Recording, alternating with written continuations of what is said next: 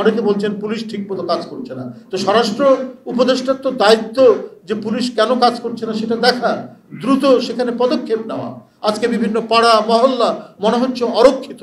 স্বরাষ্ট্র উপদেষ্টা তিনি একজন ভালো মানুষ, আমরা জানি, সৎ মানুষ নিঃসন্দেহে, কিন্তু তার দক্ষতা প্রমাণ করতে হবে যে তার আইন শৃঙ্খলা বাহিনী যথাসময়ে তারা দায়িত্ব পালন করছে। অনেকে বঞ্চিত ছিলেন, বঞ্চিতরা অনেকে তাদের বঞ্চনার হয়েছে, শেষ হয়েছে, তা অনেকেই প্রমোশন পেয়েছেন। তাহলে এখন আপনার মাঠ লেভেল শূন্য থাকবে কেন? মাঠে যে ক্রাইমগুলো হচ্ছে, সমাজে যে ক্রাইমগুলো হচ্ছে, সেই ক্রাইমগুলো কেন দমন করা যাচ্ছে না? অনেকে বলছেন পুলিশ ঠিকমতো কাজ করছে না। তো স্বরাষ্ট্র উপদেষ্টার তো দায়িত্ব যে পুলিশ কেন কাজ করছে না সেটা দেখা, দ্রুত সেখানে পদক্ষেপ নেওয়া।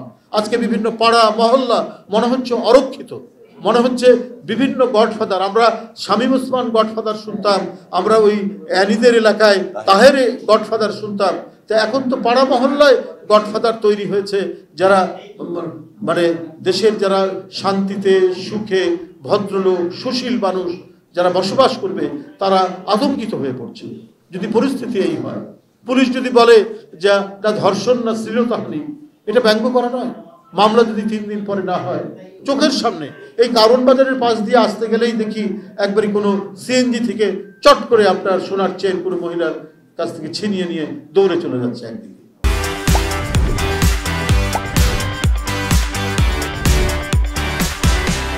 এই পরিস্থিতি তো মানুষ কখনোই মেনে নিতে পারে না, এইটা কাম্য হতে পারে না।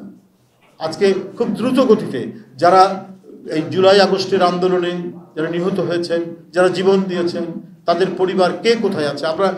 আমরা বিএনপি পরিবারের মাধ্যমে অনেকেই গেছি, অনেকেই হাহাকার করেছে। কারো পরিবারে হয়তো ছেলেটা মানুষ হবে, তারপরে সে একটা চাকরি পাবে, পরিবারটা দেখবে।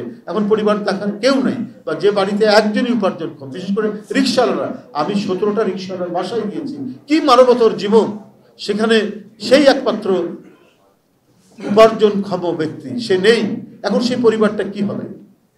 তো এগুলো তো রাষ্ট্র যদি এগিয়ে না আসে, তাহলে তো কোনো ব্যক্তির পক্ষে, কোনো রাজনৈতিক দলের পক্ষে সব কিছুতে দেখা সম্ভব নয়। এটা রাষ্ট্রের অতি দ্রুত এই জিনিসগুলো দেখা দরকার।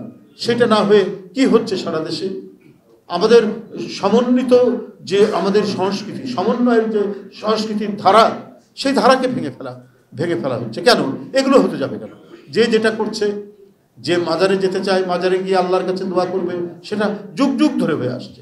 কেন চুয়াডাঙ্গায় 300 বছরের পুরনো আপনার দরগা শরীফ সেখানে ভেঙে ফেলতে হবে? কারা এটা করছে? কেন বসন্ত বরণকে আপনার বাধা দেওয়া হচ্ছে চট্টগ্রামে? কেন আপনার নাটক করতে বাধা দেওয়া হচ্ছে?